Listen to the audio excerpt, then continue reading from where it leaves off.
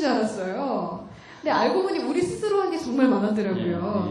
네, 화면에 보시면 이제 권총구님이 보이는데요. 이거 어떤 지금 사진인가요? 경복궁 속에 예. 그 북쪽에 고종이 대원군 아버지 대원군 이제 그만하십시오. 예. 자기가 21세인가 직접 정치를 합니다. 그때 자기가 사용할 공간으로 새로 지었습니다. 그 규모는 크지 않고요. 예.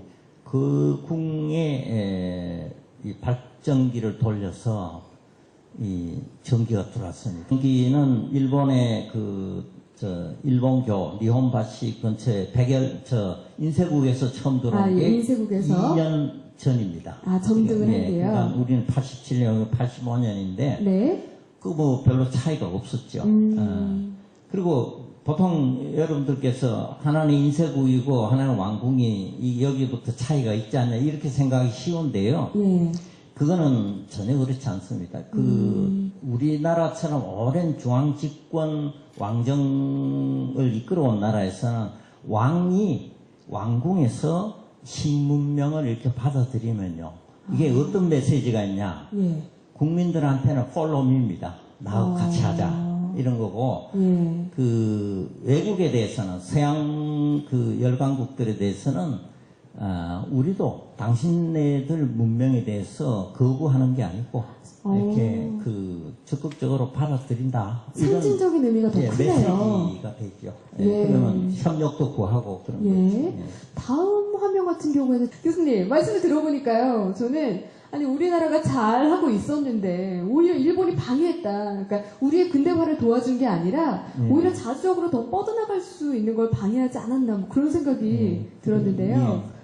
그래서 저는 자력 근대화 기회를 빼앗겼다. 억울합니다. 기회 피탈론을 주장합니다. 기회 피탈론을 주장하신다는 말씀을 주셨습니다. 이 책이 나오기까지 또 한 분 소중한 분이 있으시다고 해서 저희가 초대 손님으로 모셨는데요. 네, 도서출판 그물의 변성훈 대표님 모시고 저자님과 또 이 책에 대해서 잠시 이야기 나눠보겠습니다. 큰 박수 부탁드릴게요. 두 분께서 아신 지는 거의 30여 년이 됐다고 들었는데요. 어떻게 인연을 맺게 되셨나요? 그 전에 이 책을 낸 태학사가 아닌 출판사에 근무하셨는데 그때부터 알았어요. 제가 아주 새파랗게 젊었을 때고 변 선생도 그렇고 변 선생 사실은 고려대학 사학과를 나오셨습니다. 그래서 그 출판사에 계시면서도 저는 원고도 아직 제대로 안 돼 있는 상태인데 원고 빨리 내놓으라고 그래서 왜 이렇게 빨리 내놓으라고 그러셨어요? 이 선생님이랑 만나게 된 것은 아마 70년대 말쯤인 걸로 기억이 됩니다. 그때가 이제 이기백 선생님이 한국사 실론이 나오고 한 10여 년이 시간이 한 20년 가까이 지났는데 그 새로운 그 한국사의 어떤 모델이 필요할 그럴 즈음이었는데 그때 한국사 연구회에서 한국사 연구 인문이라는 그 여러분이 집필한 책을 내게 됐어요. 그 책이 인연이 되어서 이태진 선생님이랑 지금까지 이렇게 알고 지낼 수 있는 그런 계기가 되었습니다.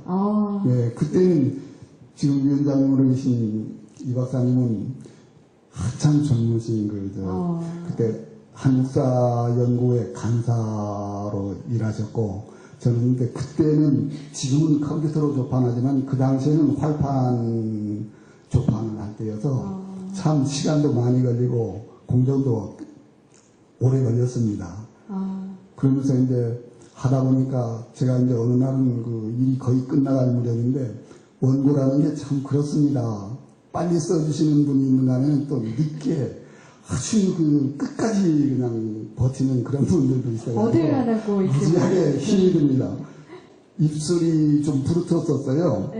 그랬더니 어느 날 이제 그 입술 부르트는 걸 보시고 저를 이제 참 안타깝게 이렇게 쳐다보고 계신 걸 보고 있었어요. 혹시 연출은 아니셨죠? 연출하신 건 아니었죠? 아니 입술 터진 건 그때 술을 많이 마셨어요. 네, 그런 이유였다고 합니다. 근데 대표님께서는요, 워낙 원고를 많이 받아오실 거 아니에요. 예. 숱하게 받았죠. 그죠? 예. 딱 이 원고를 받으셨을 때 느낌이 어떠셨나요? 그 원고를 받으면 제일 먼저 이제 제 경우입니다. 이 사람들에 따라서 다 다를 수가 있는데 제 경우는 원고를 급하게 보기 시작합니다. 처음부터. 근데 이제 이 원고를 받았을 때는 읽다가 내려놓지를 못하는 거예요. 그냥 끝까지 이걸 봐야 되는 그런 상황이 벌어진 거죠. 예. 그 얘기는 이거는 감이 참 좋다는 그런 뜻도 있지만은 네. 이거는 이제 지금까지 우리가 배운 그런 역사에서 이 새로운 어떤 패러다임을 만들어 나가는 어떤 과정일 수도 있겠다는 그런 느낌 같은 것. 예. 이런 것들이 작용하니까 이제 속에서는 지금 막 급하고 또 그러면서 뭐라고 말할 수 없는 그런 감정들이 네. 이 가슴에서 막 이렇게 올라오는 거예요. 이런 경우들이 이제 가끔 있습니다. 예. 그리고 또 예? 원고를 읽다 보면은 이 원고를 눈을 뗄 수가 없는 그런 경우들이 있어요. 근데 그런 경우는 참 저도 이제 신기하고 그래서 꼭 저자분들한테 여쭤봅니다. 그때 어디 부분은 선생님 글 쓸 때 어떻게 썼어요? 하고 여쭤보면은 그럴 때 그 저자분들이 대부분 그때는 내가 그냥 힘든 듯이 쓰고 있을 때였다는 말을 해요. 그래서 이게 바로 이 좋은 독자는 저자의 그 책을 쓰는 그 감정까지도 느낄 수 있는 것이구나. 근데 이 선생님 원고를 볼 때는 그런 분 느낌을 종종 받습니다. 종종이니까. 사실 말씀하시니까 그런데 생각납니다. 저 책이 나온 지 일주일이 안 돼서 네. 새벽 예. 전화를 받았어요. 새벽이요? 한 7시 반쯤 됐어요. 저한테 새벽입니다. 전혀 낯선 목소리고, 연세는 저 나이쯤 조금 많을까 한 분, 그런 음성이었는데, 저 광주에 있는 누굽니다. 그래서 이 교수님 이번에 나온 책을 내가 사서 읽었습니다. 네. 근데 지금 조금 전에 다 읽고, 너무 감격해가지고 전화를 하노라고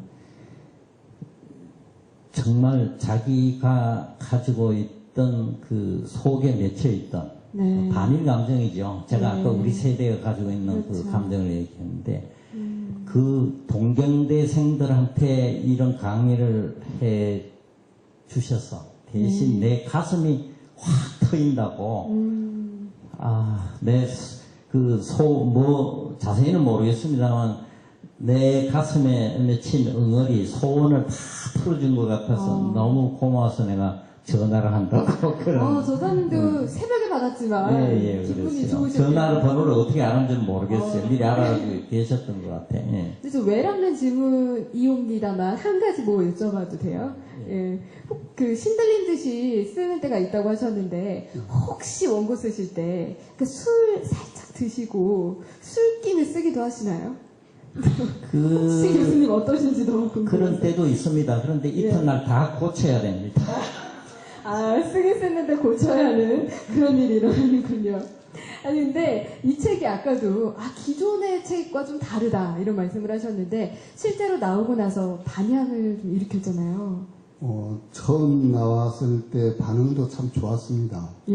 그래서 이제 참 오래간만에 느껴보는 그런 기쁨이었는데, 그리고 이제 쭉 계속됐고, 또 사람들이 읽으면서 이제 그런 느낌들 같은 것들도 이제 이렇게 전해주기도 해서, 좋은 책은 참 누구든지 이렇게 보면서 느낌은 똑같이 느끼는 거구나 하는 그런 생각을 했었어요. 아, 예. 그런데 베스트셀러는 못 갖고 그냥 지금도 조금씩 반 스테디셀러. 네. 우리 멋진 목소리로 낭독 부탁드릴게요. 그 유대인들이 왜 그 전쟁이 조국에 전쟁이 일어나면은 그 젊은이들이 조국으로 그 이스라엘로 달려오는가 참 수수께끼 같지 않습니까? 네. 우리는 그러지 못하는데 왜 그 사람들은 그러는가? 그런 부분들을 생각을 하면서 나라라고 하는 것이 얼마나 중요한 것인지를 그 사람들은 깨달은 거죠. 네. 근데 우리는 아직 그런 걸 깨닫지 못해서 인지 모르지만 아무튼 지금 이 읽는 부분은 아마 그런 생각을 하시면서 여러분이 한번 들어보시면은 저자분이 생각과 여러분이 생각이 혹시 또 합쳐질 수도 있지 않을까. 그리고 그때 지금 그 주인공이 생각과 여러분이 생각이 어떤 면에서 또 합쳐질 수도 있지 않을까. 그런 생각을 하면서 골라봤습니다.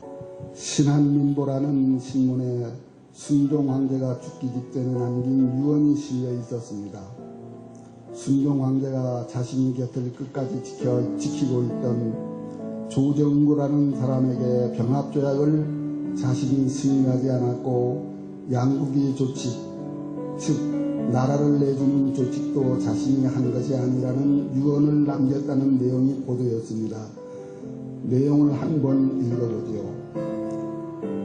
한 목숨을 겨우 보존한 짐은 병합인준이 사건을 파기하고 위하여 조칙하노니 지난날이 병합인준은 강림이 역신의 무리 이완원 등을 뜻합니다.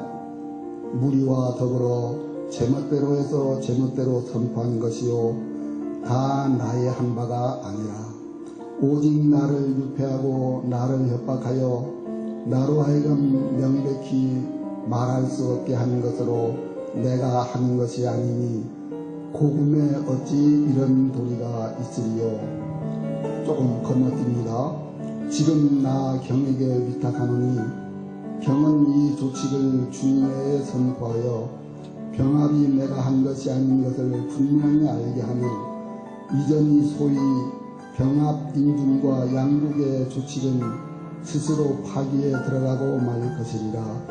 여러분들이여 노력하여 광복하라. 진위 혼백이 명명한 가운데 여러분들을 도우리라. 이상입니다. 네.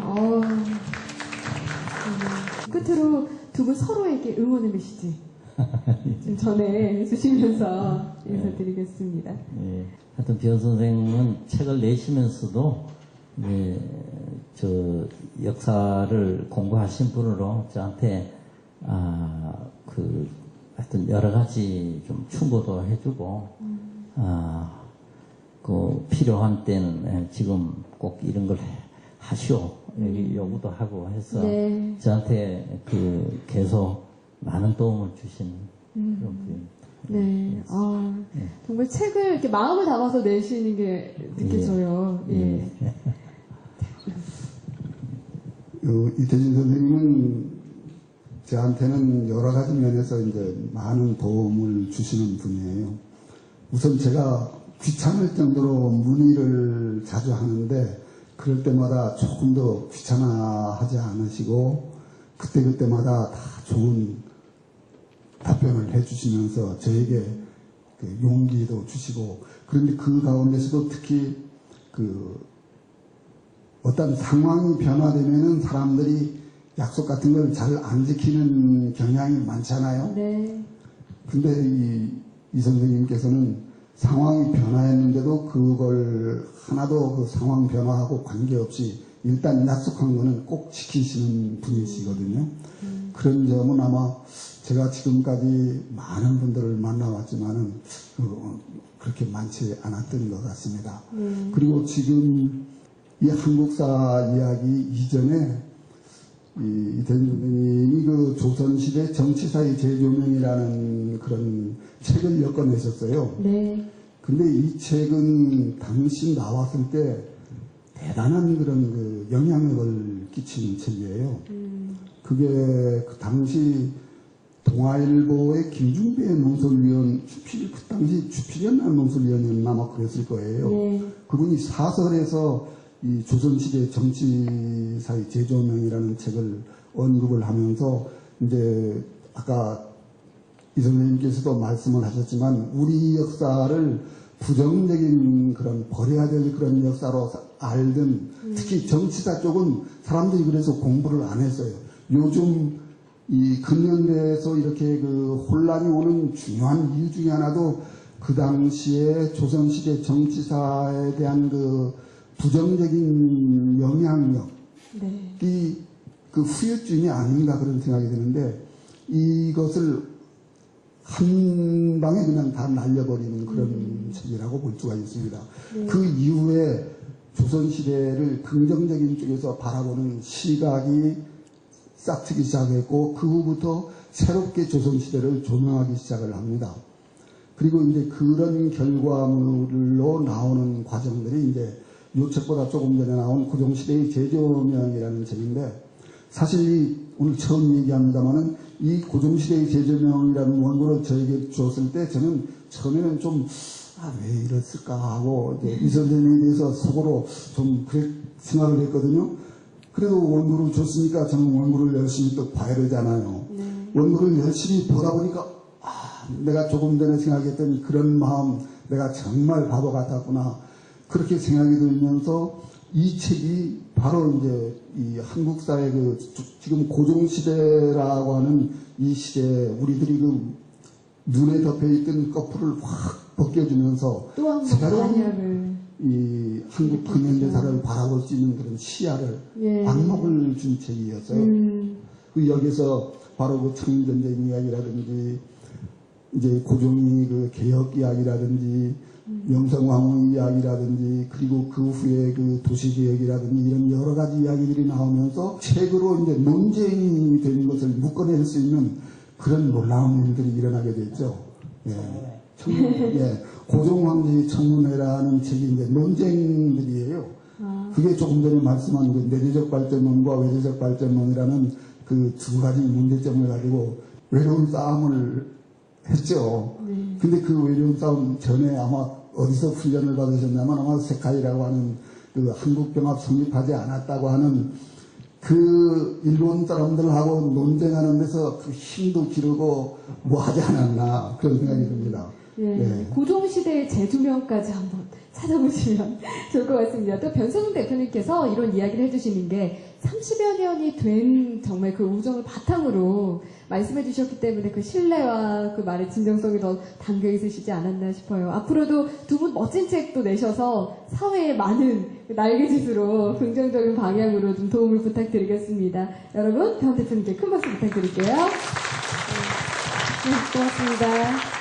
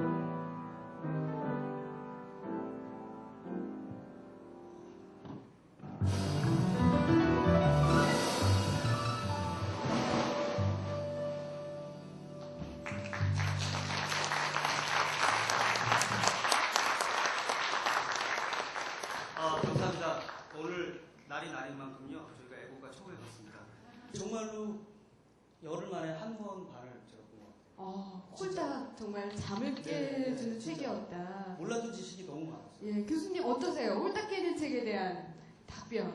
예. 서로 눈을 좀 봐주세요. 서로. 예술 하시는 분이 평을 해주시니까 더 고상해서 좋습니다. 아, 그렇군요. 또, 사실 예. 저 호종 아니 음악을 하시니까 뭐 스라버리 서울이죠.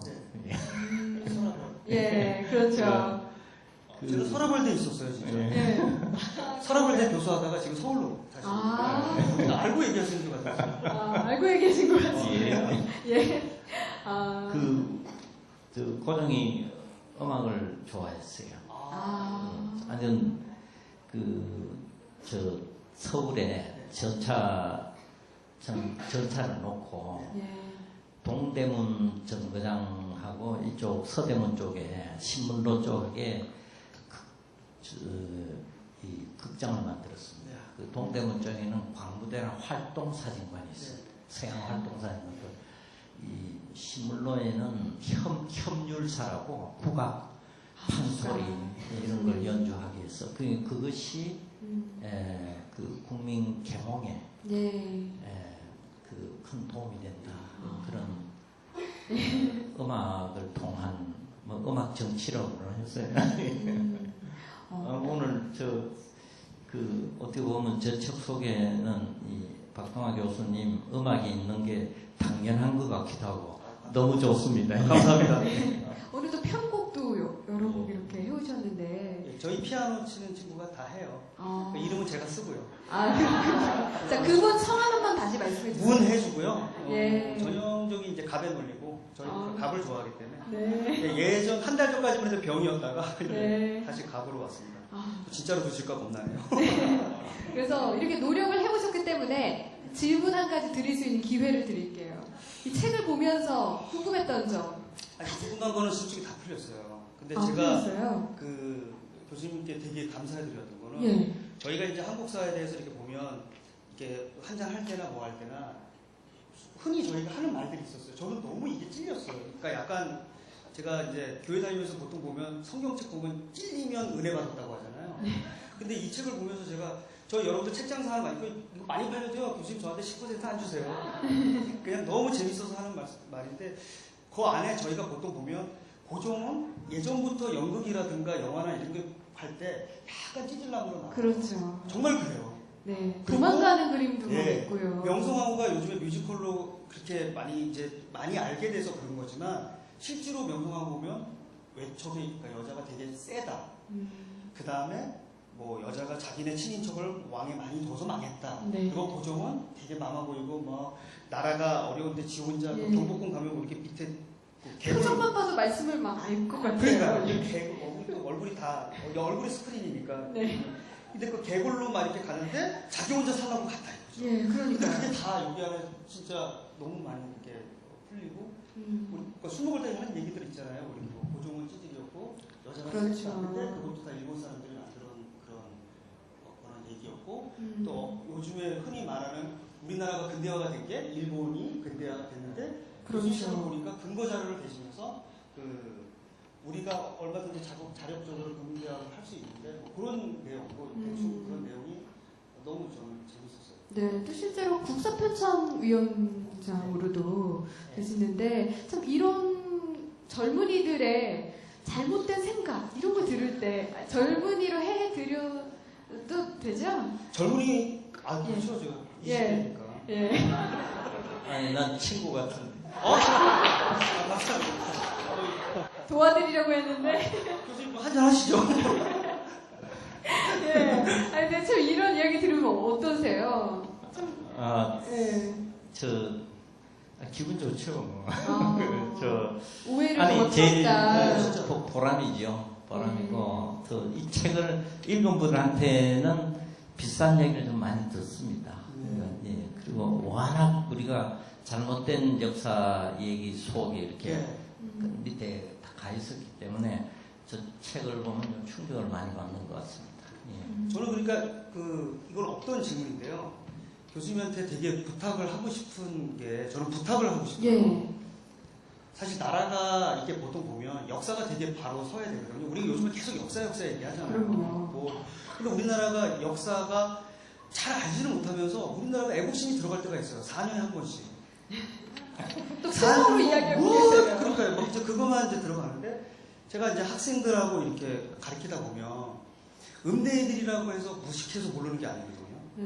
실제로 제가 공부 썩 잘하게 보이지는 않을 것 같은데 학생들 제가 이렇게 레슨하면서 이 책을 보고 지난주에 한번 물어봤어요. 진짜로. 니네 심리학료가 뭐냐? 레슨하면서 물어봤어요. 한명한테. 모른다는 거예요. 지금 웃음소리 들려오는 그 학생인가요? 아니, 제 아니에요. 쟤는 그보다 조금 더 똑똑한데 심리학료가 뭐냐 그러면 이해를 잘 못하는 거예요. 그래서 미국이 쳐들어온 거 아니야, 인마. 그래서 병인양료가 뭐냐 그랬더니 그건 대충 이해가 안 되고 뭐냐 인도 뭐 이런 어설지 않은 이렇게 말도 안 되는 이런 지식. 그러니까 제가 보면 우리나라 국사책에 보면 청동기 시대, 신석기 시대가 앞에 서부가 굉장히 길거든요. 사실 그거로 아이들이 지인을 다 빼놓는 거예요. 근데 사실 청동기 시대, 신석기 시대는 강화도 역사박물관 가면 2시간이면 다 게임 끝나거든요. 그러니까 저는 근대사에 대해서 교수님께서 이제 그 정말 제가 15번을 태어나도 못 오를 자리인 그 국사편찬위원장 그런 이제 자리에 계시니까 교수님이 책만 쓰시는 게 아니라 막중한 책임으로 정말 젊은이들에게 그런 순서를 한번 바꿔보는 것도 나쁘지 않겠네요. 요새 국사편찬위원장 하면서 교과서 검정 업무 주관을 해야 되는데 중2 제 머리 못 깎는다는 말을 아주 절감합니다. 그러니까 이거 써라 이렇게 할 수 없잖아요. 검정제도니까. 근데 다행히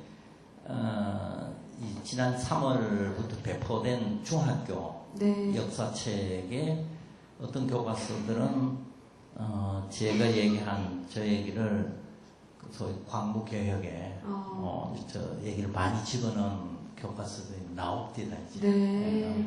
그렇게 자꾸 바뀌어갈 겁니다. 정말 간절한 영혼이 저도 함께 이렇게 합쳐서 오해가 풀리기를 바라겠습니다. 그러니까 아직까지 고종이 찌질인 줄 알았다니까요. 제가 이 책을 보고. 근데 그분이 얼마나 훌륭하다는 거를 이 책을 보고 제가 정말 많이 그 마음 담아서 우리 교수님께 아자아자 파이팅 응원을 해주세요. 부탁드릴게요. 눈을 보시면서 지금 교수님을 보고 계시잖아요. 빨리. 그 교수님 이거 제가 산 거예요. 맞아요. 직접. 이게 관계자들이 책 읽으라고 주고 다시 뺏어서 아나운서한테 보냈거든요. 제가 직접 썼으니까 일단 여기다가 아자아자 파이팅 이렇게 사인해 주시면 나중에 각오로. 두 분 꼭 나중에 진짜 실제로 이렇게 짠하는 기회가 있기를 바라면서 좀 불려주시면 교수님께서 전화하시면 저 24시간 철야되게 하겠습니다. 이렇게 인사드리겠습니다.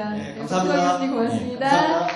저자님께서는 이제 한국 병합은 성립하지 않았다라고 말씀하셨는데 그 이유가 있을까요? 그 말을 한참 쓰다 보니까 오해도 할 수 있다 하는 그런 생각이 문득 들었어요. 압축이 되어 있죠. 제가 그 표현을 쓴 거는 절대무효라는 뜻으로. 절대무효다. 조약이 갖춰야 될 요건을 전혀 못 갖췄다. 그렇기 때문에 성립한 조약으로 볼 수 없다 하는 그런 뜻으로 그 표현을 썼습니다. 또 그 근거가 많이 담겨져 있거든요. 저 자료가 나오나요? 저기 화면에 보시듯이 이게 사실은 한국 병합조약만 봐도 을사조약 때부터 그렇습니다. 이게 문서가 두 나라가 서로 합의한 조약이라고 그러면은 각국에 쓰는 그 문서 용지라든가 철하는가 이게 다 달라야 됩니다. 그렇죠. 원래 정상적으로 될 때는 그랬습니다. 리본도 묶는 리본도 일본은 블루고 우리는 옐로우고 그런 차이가 있습니다. 근데 병합조약은 쌍둥이에요. 똑같아요. 그러니까 한쪽에서 만들었다는 그 사실을 현물로서 볼 수가 있어요. 필체도 똑같아요. 필체까지. 일본 사람이 한국말을 굉장히 잘하고 한국어도 굉장히 잘하는 사람이 있었습니다. 그 예. 사람이 다 썼어요.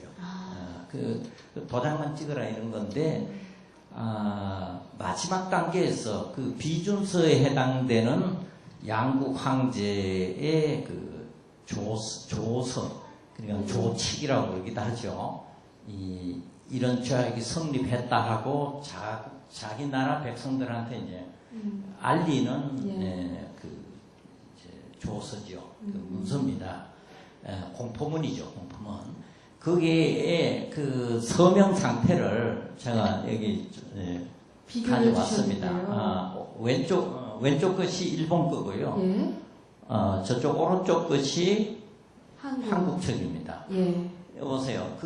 반드시 일본이 내정 간섭을 하면서 정비조약이 내정 간섭을 하면서 문서 결제 제도를 일본과 똑같이 하도록 요구했습니다. 예. 이런 국가 큰 국가 원수가 인준할 조약의 경우 의세를 찍고 그 위에 반드시 국가 원수의 이름자를 친필로 쓰게 돼 있습니다. 원수의 이름을요? 목인이라는 것이 메이지 천황의 이름입니다. 무스히도라고 하는데 예.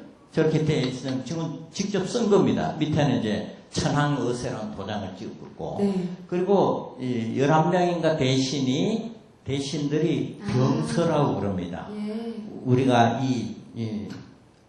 천황의 유념을 다 받든다 하는 뜻으로 자기 대신들이 전부 자기 이름을 병서에 직책과 이름을 병서했습니다. 네.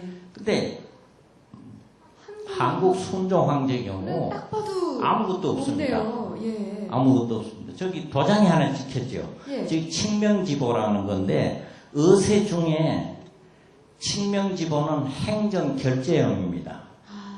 저 도장은 1907년에 고종 황제를 강제 퇴위시키고 통감이 한국 정부 내각의 내정을 간섭하기 시작할 때입니다. 네. 그때 저거 뺏어가서 자기네 마음대로 쓰는 거예요. 네. 그러니까 순종 황제가 아까 변선홍 대표께서 읽으셨습니다만 유언에 남긴 게 바로 저 상태를 얘기합니다. 네. 나는 저 조서에 서명을 하지 않았다. 그 얘기입니다. 예. 저거는 결정적인 증거죠. 그러니까요. 예. 또 불끈불끈 하게 되는데 또 끝으로 국제법 이야기를 잠시 좀 해보면요. 예. 이제 문장을 읽어드리겠습니다. 국제법을 왜 준수하는 그 모습에 대해 이야기를 나눠볼 텐데요. 국제법은 힘의 세계다. 힘이 약한 나라는 신의, 그러니까 그런 의리로 모범을 보여서 상대로 하여금 약조를 지키게 할 수밖에 없지 않느냐라는 이제 대한제국의 국제법에 대한 내용이 있는데요. 참 그때 이제 영세 중립국을 하기 위해서 이런 신의를 지키자, 법을 다 지키자라고 했는데 사실은 좀 빨리 힘을 키우고 하려면 법도 조금 어겨가면서 했어야 하지 않나 그런 생각도 드는데 이 태도가 우리에게 지금도 되새겨봐야 할 태도라고 적으셨어요. 그 이유가 있을까요? 일본과 한국은 이웃인데도 전혀 국정 방향이 달랐습니다. 당시에. 처음에 말씀드린 대로 일본은 천황을 영광되게 하기 위해서 이웃 나라를 복속시켜야 된다. 이런 팽창주의를 내세웠고, 그리고 우리 이 조선은 지금 말씀하신 대로 영세 중립국으로 안착하기 위해서 열강국들과의 외교 관계를 아주 원활히 하려고 했습니다. 약속을 지키고요. 그리고 군사력 키우는 것도 유럽의 벨기움이나 벨기에하고 스위스가 당시 중립국이었습니다. 그 두 나라 예를 보면 국방력이 3만 또는 5만이었습니다. 그 조건을 갖추려고 그럽니다. 근데 일본은 침략을 하기 위해서 이웃나라를 정복하기 위해서 10만, 30만 대군을 키웁니다. 의도가 다르네요. 예, 그 일본은 뭐 그 청일전쟁 하기 전에 한 10년 국가 예산의 70%를 군비 확장 군사비로 넣었습니다. 또 노일전쟁 할 때도 또 그랬습니다. 그러니까 일반 백성들 생활보다도 이 전쟁비를 많이 썼습니다. 우리는 반대로 전차가 왜 빨리 도느냐. 6.25 전통적인 정치 사상에서는 백성들의 생활을 편하게 해야 된다는 관념이 있었습니다. 그러니까 서양의 기계 문명 받아들이는 것도 그쪽으로 우선하고 군사는 중립국으로 안착하는 데 필요한 정도로 우리가 키운다. 이런 식으로 해서 방향이 전혀 달랐죠. 그러니까 결국은 결과적으로 보면 그 시대에 팽창주의 쪽 일본이 우리를 지배를 했죠. 그렇죠. 졌다고 할 수 있지만은 지금 시점에서 보세요.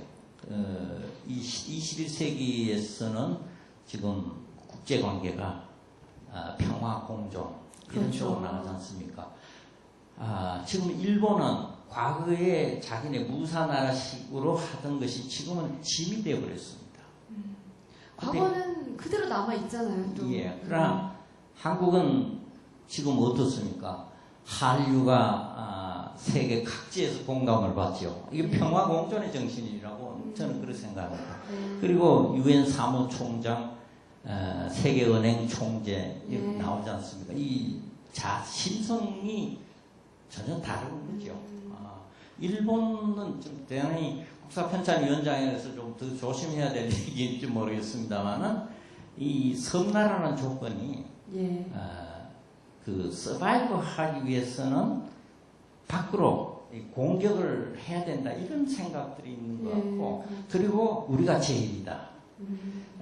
이 다른 나라와의 어떤 그 교섭 속에 또 이 알력 속에 문제를 하려는 이런 자세가 없는 것 같고 하는 능력도 잘 안 키워진 것 같고 저는 그렇습니다. 과거에 우리가 불행한 역사가 있었습니다만 그 역사를 우리가 이 실체를 정확히 알 필요가 있고요. 그리고 가장 중요한 건 인류 보편 가치를 추구하는 것이 중요합니다. 그런 역사면은 우리가 자랑해도 됩니다. 고난이 있었다 하더라도 그래야 미래지향적으로 우리가 그 세계사에 또 인류사에 기여도 하고 또 존경받는 나라가 될 수 있다. 저는 그렇게 생각합니다. 네, 뭐 작게 보면 손해를 본다고도 볼 수가 있지만 신뢰를 유지시켰고 그 안에는 또 백성을 위하는 마음이 있었다는 그래서 거. 절대로 일본식 역사 해석에 빠지면 안 됩니다. 아유, 그럼요. 예. 오늘 참 교수님과 많은 대화를 좀 나눴는데요. 어느 부분을 가장 인상 깊게 읽으셨을지 궁금해져요. 마지막 조선이 국제법 수용에서 보인 자세는 반대로 오늘의 국제관계에서 살릴 것이 많다. 이 대한제국 전에 조선을 그때부터니까 이 조선이라는 표현을 썼습니다. 조선은 국제법이 강자의 법인 것을 알면서도 외국과 한 번 한 약속이면 불리한 것이라도 성실하게 이행하는 데서 자신이 살아남을 수 있는 길을 찾았다. 이런 자세는 국제법의 출발점인 자연법 정신의 핵심이자 규범주의의 기초로서 오늘의 국제법 정신에 직통한다. 바로 연결된다. 이런 자세가 과거에는 패자의 신세를 면치 못하게 했다 하더라도 오늘에서는 개성의 가치가 있다. 이런 것이 곧 가치의 불멸성이지 않겠는가. 약소국 조선은 또 미국과의 수호 통상조약으로 국제사회에 진입을 시도하면서 중국과의 구관계, 곧 조공 책봉 체제의 잔재를 걷어내려고 했다. 그러다가 중국 청나라의 반발을 사서 고난의 길을 걸었다. 그러나 이건 평동조약이 비슷한 시기에 이루어집니다. 결론적으로 동아시아가 21세기를 공생의 시대로 이끌어가려면 지난 세기에 대한 이해, 인식의 방식부터 바꾸어야 한다는 것이다. 우열을 따지는 것에서 벗어나 서로의 장단을 헤아리는 여유를 가질 때, 과거의 패자의 논리에서도 가치를 발견하려는 노력이 있을 때, 동아시아는 새로운 공생의 시대를 확실하게 열게 될 것이다. 이를 위한 동아시아 지식인들의 국경을 넘어선 모임이 가능하다면 더욱 희망적이다. 이상입니다. 네, 교수님, 저는 정말 이 시간이 정말 중요하고 위대한 그런 순간이라는 생각이 들어요. 우리나라 역사를 어떻게 보면 바로 잡는다는 게 앞으로 더 정말 올바른 미래로 가기 위해서 꼭 필요한 과정이거든요. 참 이 시간 함께 하시면서 좀 느끼시는 점도 있으실 것 같고요. 좀 바람도 있으실 것 같고, 계획 좀 여쭤봐도 될까요? 예, 정말 그 온북 TV에 출연해서 제 한 10년 전에 쓴 책이 다시 또 이렇게 여러분들 그 독자들의 주의를 환기시키고 또 주목을 받고 있는 순간이 저는 굉장히 행복합니다. 그리고 제가 이제 글 쓸 수 있는 시기도 얼마가 됐지 몰라서 꼭 해야 될 거는 한국 근현대사 그 통사를 좀 불어 써야 되겠다는 생각을 하고 있습니다. 네. 제가 작년에 한국 통사를 새 한국사라는 이름으로 냈습니다. 좀 미련해서 그 책 쓰는데 집필 시작해서 한 10년 걸렸는데 결국 하한을 1876년 개항 이전에서 끊었습니다. 네. 더 나가다가는 책이 언제 나올지 몰라서 근현대편은 뒤로 미루었는데 그걸 좀 새로운 스타일로 아까 박동환 선생님도 주문을 하셨는데 지금까지 그 통사료와는 좀 다르게 다른 형식으로 읽는 분들이 잠을 설치게 좀 만들고 싶습니다. 정말 홀딱 깨게 만들어 주시기를 바라겠습니다. 여러분 다시 한번 큰 박수 부탁드릴게요.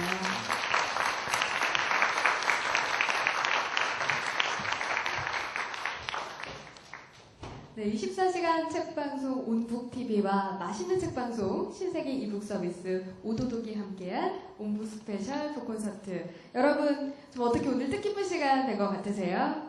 예.